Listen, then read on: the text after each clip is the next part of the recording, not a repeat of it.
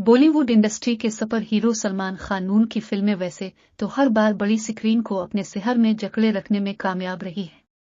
ताहम इनकी रवां साल जुलाई में रिलीज होने वाली ब्लॉकबस्टर फिल्म बजरंगी भाईजान हकीकी जिंदगी में एक गूंगी बहरी लड़की की जिंदगी पर इस तरह से असरअंदाज हुई कि वालिदैन और मुख से बिछड़ी लड़की 13 साल के बाद वापस पहुंचने में कामयाब हो गई। बजरंगी भाईजान के डायरेक्टर कबीर खान का कहना है कि वो गीता की घर वापसी पर बेहद मसरूर हैं, चूंकि इनकी फिल्म की वजह से बेघर होने वाली लड़की वापस आने में कामयाब हो सकी है।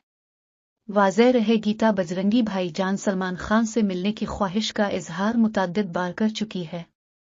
रिपोर्ट के मुताबिक गीता 26 अक्टूबर पीर के रोज भारत पहुंच गई थी, ताहम अभी तक वो अपने वालिदैन को शनाख्त करने में नाकाम है। गीता आज से 13 साल कबल गलती से पाक भारत सरहद से पाकिस्तान में दाखिल होने के बाद अब सतार ईदी के ईदी होम की पनाह में थी। ANI न्यूज की रिपोर्ट के मुताबिक